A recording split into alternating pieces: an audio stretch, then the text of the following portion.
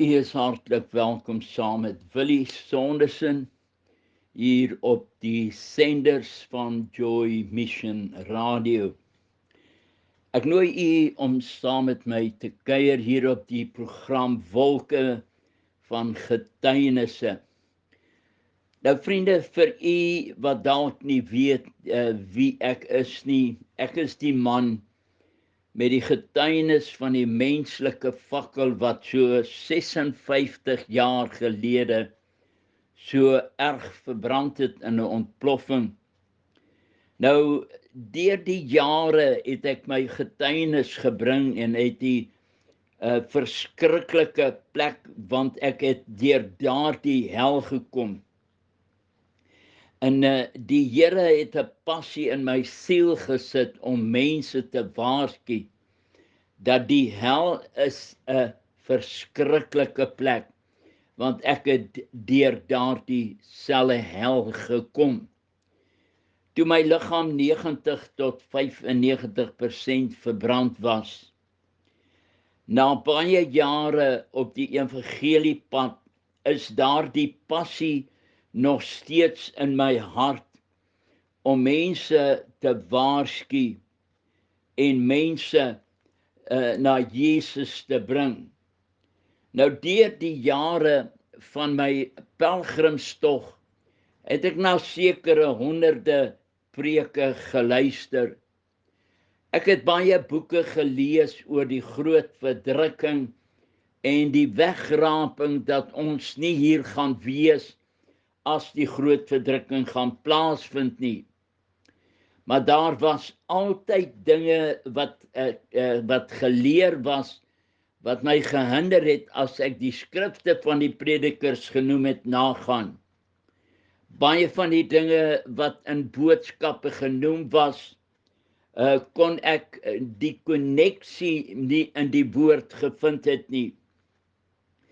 Alles het vir my so losgehang skrifte wat gebruik was, het ek die gevoel gekry dat dit sê nie wat deur die predikers verklaar was nie.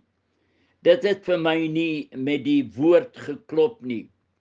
Ek was voorheen 'n speurder en ek wou alles ondersoek. Ek het die Bybel gevat en al die skrifte nagegaan vir al wat Jesus oor sy koms, die groot verdrukking en sy wederkoms gesê het. Ek het baie gelees hoe die disippels wat so na aan Jesus geleef het, aan hulle einde gekom het. Elkeen van hulle het 'n martelaarsdood gesterf, behalwe die apostel Johannes. Nou hy ook was in olie gegooi. Nou ek het gewonder, as hulle wat so na aan die Here geleef het, op so 'n gruwelike wyse moes sterf, hoe is dit dan dat ons wat in die lewe gaan wees, so maklik weggeraap gaan word, terwyl hulle wat so wreed gesterf het, dit beskou het as 'n ligte verdrukking.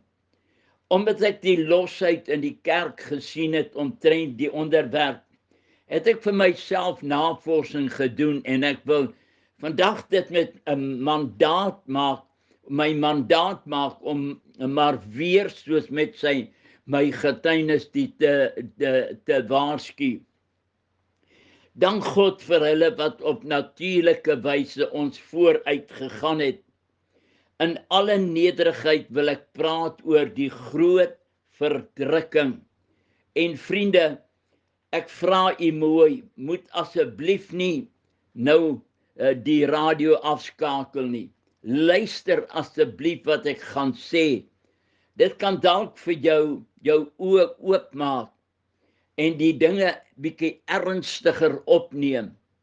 Eerstens vriende, ek wil nie hiermee voorgee dat ek nou alles van die onderwerp weet nie, maar ek wil graag net die woorde aanhaal wat Jesus oor die groot verdrukking gesê het. En ek besef ek is die geringste van al die opgeleide manne wat oor hierdie onderwerp dalk meesters mag wees. universiteite bygewoon, colleges en instituuts, Christelike instituute. Ek het dit nie in 'n universiteit op college geleer nie. Ek wou weet wat Jesus, die outeur van die Bybel, gesê het. Onthou, dit is Jesus wat gepraat het.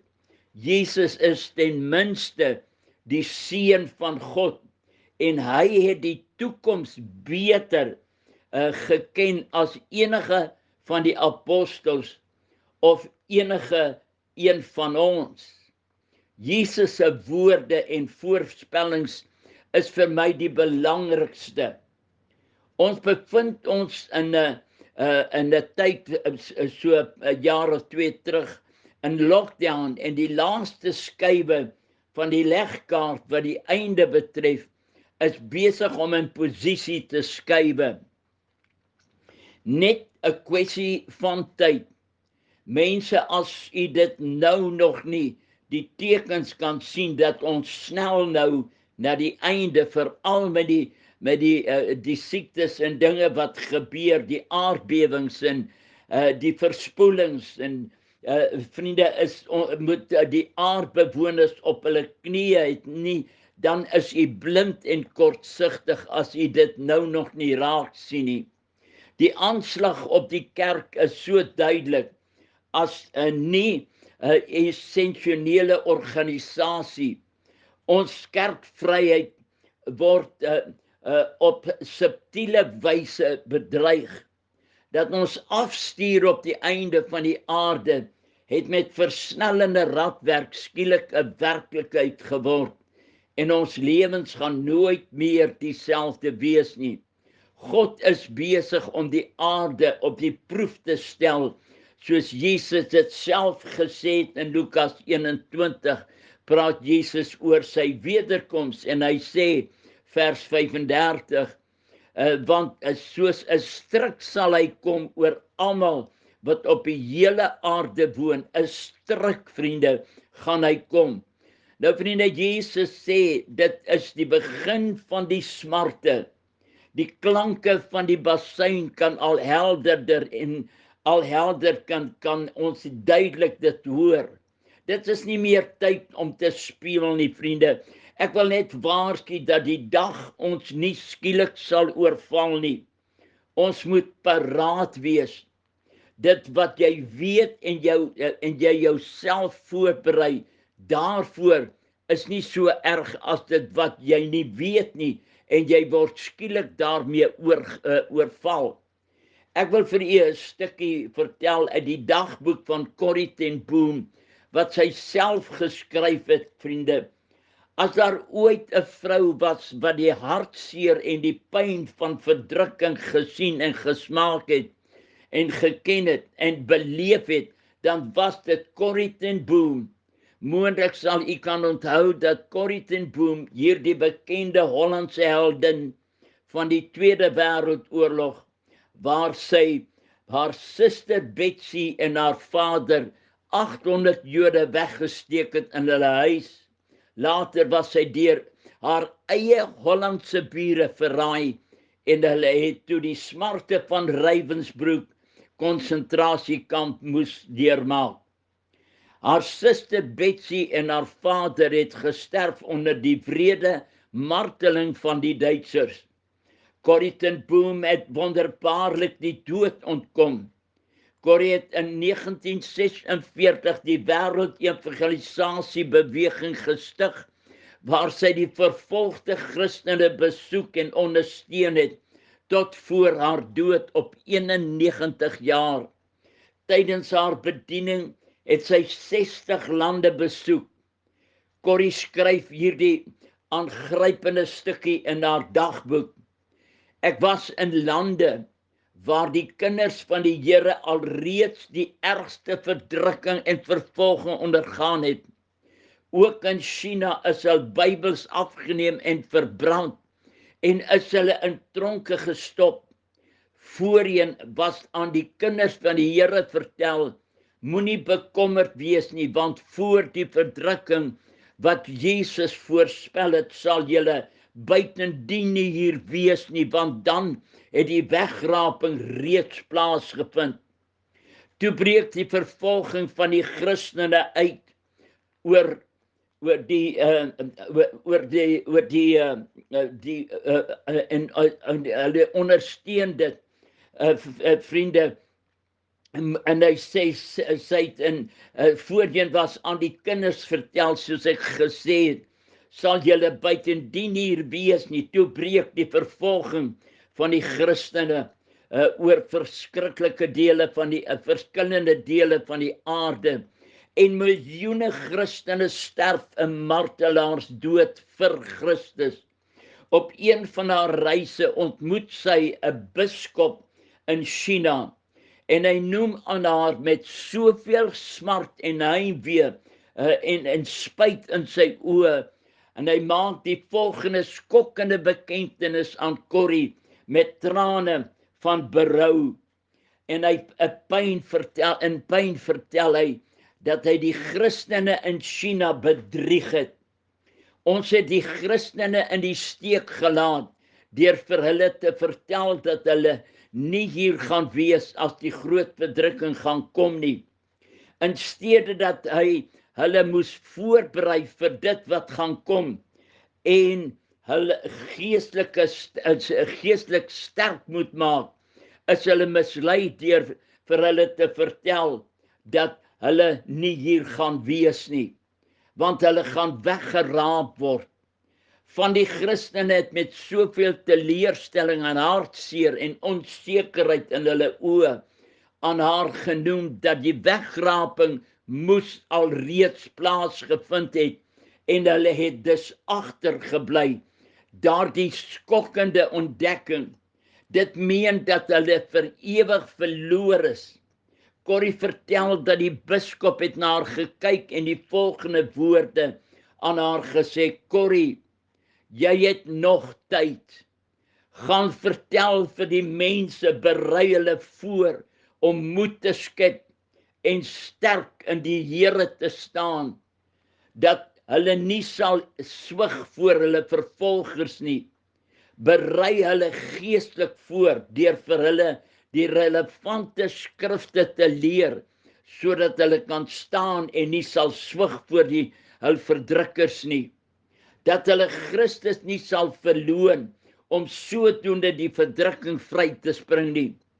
In haar boek skryf sy dat sy het 'n God gegewe en 'n heilige mandaat om na te kom, om vir al die Christene oor die wêreld op te lei en aan te moedig om sterk te staan in Jesus Christus.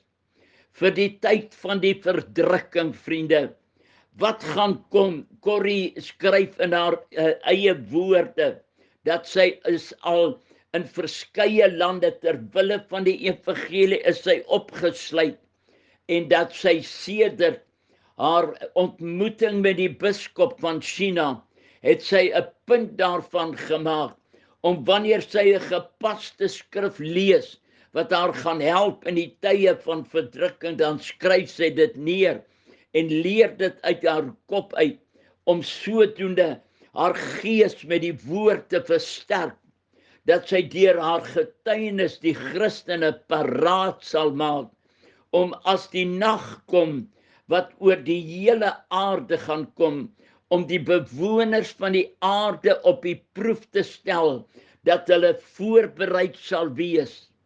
As jy weet wat kom, kan jy jouself motiveer om paraat te wees, om dit wat kom te kan hanteer. Dink aan die skok wat wag as jy gedink het jy gaan nie hier wees nie, en jy vind uit as die vervolgers aan jou deur klop, dat iemand het iewester gelieg, en jy is onvoorbereid. Ek hou 'n diens in Alberton etlike jare gelede oor die antichrist, en na die diens kom so 'n pragtige jong man na my toe, en hy vra my, oom Willie, waarom vertel jy vir ons hierdie dinge? Ons gaan mos nie hier wees nie. Dit is presies wat Satan wil hê. En die kerk het geval vir daardie leuen. Vriende, verskoon my, maar ek voel, dit is my goddelike plig om te waarsku, om paraat te wees. Begin nou bid, dat God jou en ons almal genadig sal wees, en nie te bou op die hoop dat ons nie hier gaan wees nie. Pastoor Roy Strauss het van die bekendste predikers in Suid-Afrika, is hy, wat die Here hom gebruik, en wat 'n ongekende passie het vir siele. Hy ontsien geen moeite om 'n siel uit die vlamme van die hel uit te ruk nie. Hy was 'n paar jaar terug in China om Bybels in te smokkel vir die vervolgde Christene. Pastoor Strauss lei op die oomblik manne op om Bybels in te smokkel in al die lande waar die Christene vervolg en gemartel word. Hy stuur manne, selfs sy eie seun Andrus, om te gaan om die Christene te versterk in die lande waar Christene vervolg word. Hy, pastoor Strauss, het my vertel dat toe hy met van die Christene in China gepraat en aangemoedig het, en hy hulle verseker dat ons hier in Suid-Afrika vir hulle bid, toe sê die Chinese Christen vir hom, ons bid vir julle. Vriende, daar is iets wat ek nie kan begryp nie, is dat predikers Jesus se woorde van Matteus 24 vers 29 net blaatant ignoreer en hulle hele stelling baseer op ander bronne behalwe Jesus se woorde en wat Jesus voorspel het. Let op, vriende, Jesus noem dit die groot verdrukking. As Jesus dit 'n groot verdrukking noem, vriende, dan beteken dit niks anders as 'n groot verdrukking nie. Jesus noem verskeie keer net die woord verdrukking, soos byvoorbeeld in hierdie wêreld sal julle verdrukking hê, maar hou goeie moed, ek het die wêreld oorwin. In Matteus 24 vers 21 beantwoord Jesus die 3 vrae van die disippels terwyl hulle op die Olyfberg gesit het. Die eerste vraag is, wanneer sal al hierdie dinge wat Jesus so pas vir hulle voorspel het in Matteus 24 omtrent die profetiese woord dat daar geen klip op die ander gelaat sal word nie. Wanneer sal dit plaasvind? En wat is die teken van sy wederkoms? En wanneer sal die volëinding van die wêreld wees? Dis die vraag wat hulle hom gevra het. Met ander woorde, wanneer sal hierdie aarde se einde kom, voordat alles weer nuut gemaak gaan word? Volgens Openbaring 21 vers 5, waar God op sy troon self vir die eerste keer in Openbaring met Johannes gepraat het, as hy sê, kyk, ek maak alles nuut, sê hy wat op die troon sit. Nou vriende, hierdie woord groot, wat Jesus hier gebruik in Matteus 24 vers 21, want dan sal daar 'n groot verdrukking wees. Dit kan 3 betekenisse hê. Ten eerste, die hoeveelheid van siele wat deur die groot verdrukking geraak gaan word, wat dit 'n groot verdrukking gaan maak, en hoe hulle met lewens gaan boet tydens hierdie verdrukking, wat dit 'n groot verdrukking sal maak. Sommige gaan gemartel word, sommige gaan gekruisig word, sommige gaan opgehang word, sommige gaan onthoop word, sommige gaan doodgeskiet word. Openbaring 3 sê om die bewoners van die aarde op die proef te stel. Derdens, hoe lank hierdie verdrukking gaan duur, wat dit 'n groot verdrukking gaan maak, as net 'n gewone verdrukking. Jesus sê dit gaan so lank duur, dat dit nooit ooit die verdrukking gaan so lank duur, dat dit nooit herhaal sal kan word nie. want daar sal nie genoeg jare oor wees om dieselfde tydperk weer so groot verdrukking voordat Jesus weer gaan kom nie. Jesus self sê in Matteus 24 vers 21, want dan sal daar 'n groot verdrukking wees soos daar van die begin van die wêreld af tot nou toe nie gewees het nie. Nooit sal wees nie. Matteus 24 vers 22, en as daardie dae nie verkort was nie, sou geen vlees gered word nie. Maar ter wille van die uitverkorenes sal daardie dae verkort word. Dit kan beteken dat 'n groot hoeveelheid mense gaan sterf, wat dit 'n groot verdrukking gaan maak. Want in Openbaring 7 vers 13 lees ons dat toe het een van die ouderlinge gespreek en vir my gesê, hulle wat bekleed is met wit kleur, wie is hulle en waar vandaan het hulle gekom? Openbaring 7 vers 14. En ek sê vir hom, my Heer, u weet dit. En hy sê vir my, dit is hulle wat uit die groot verdrukking kom. En hulle het hul klere gewas en hul klere wit gemaak in die bloed van die lam. Vers 9 sê, na hierdie dinge het ek gesien en kyk, daar was 'n groot menigte wat niemand kon tel nie, uit al die nasies en stamme en volke en tale. Hulle het gestaan voor die troon en voor, luister mooi wat ek sê, uit alle stamme en volke en tale, nie net die Jode soos verkondig word nie. Hulle het gestaan voor die troon en voor die lam, bekleed met wit klere en met palmtakke in hulle hande. Vriende, onthou hierdie woorde, dat die wat uit die groot verdrukking gekom het, uit alle nasies en stamme en volke en tale, dit is beslis, soos ek gesê het, nie net die Jode, dit is al die nasies. Waar kom hulle vandaan? Dit was hulle wat die dier en sy beeld nie aanbid het, en die merk van die dier nie ontvang het nie. Hoor die woorde van die profeet Jesaja in 21 vers 5. Vra hy wagter, hoe ver is dit in die nag? En die wagter antwoord, die môre kom, maar ook die nag. Vriende, die môre gaan wees wanneer daar die klip uit die berg gaan losbreek en Jesus op die wolke gaan verskyn. Halleluja.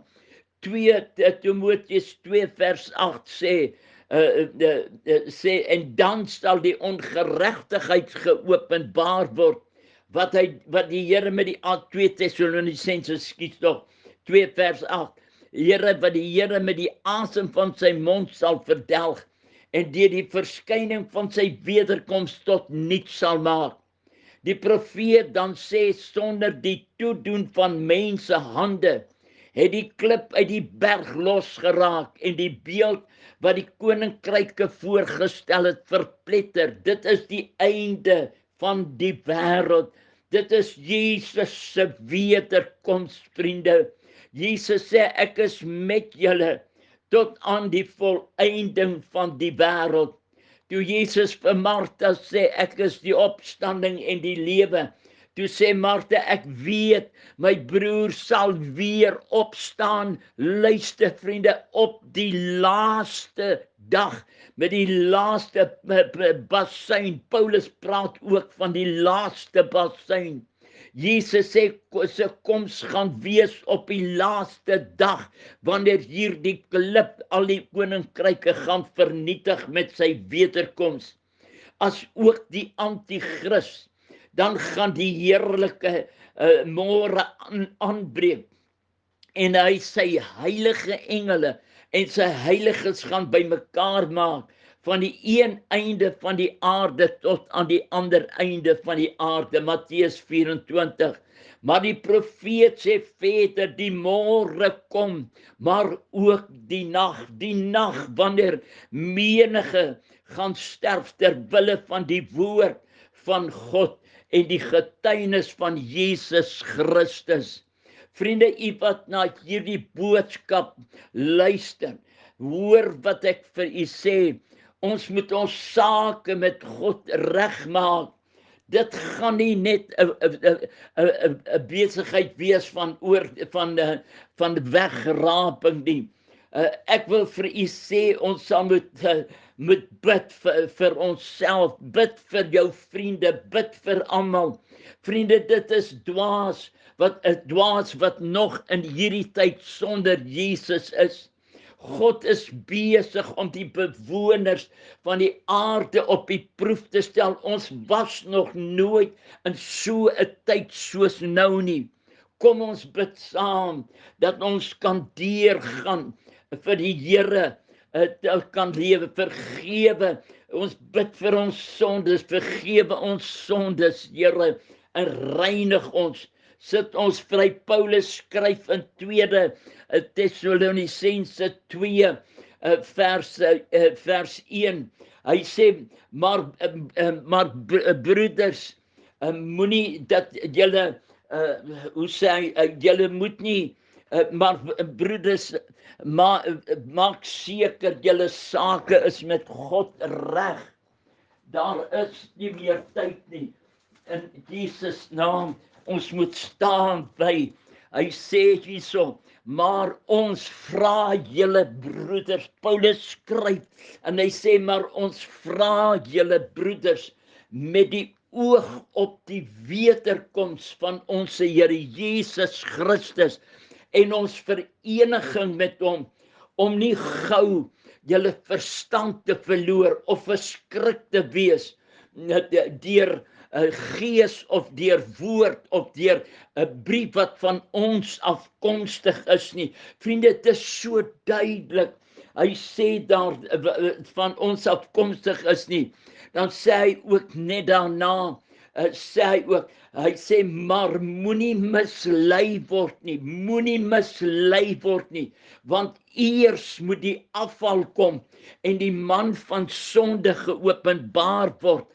Die man van wat geopenbaar moet word, vriende, dit is wat Jesus vir ons, wat Paulus vir ons geskryf het. En eers, hy sê, moenie mislei word nie. Jesus sê ook, moenie mislei word nie. Waarom sou hulle dit gesê het? Paulus sê, maar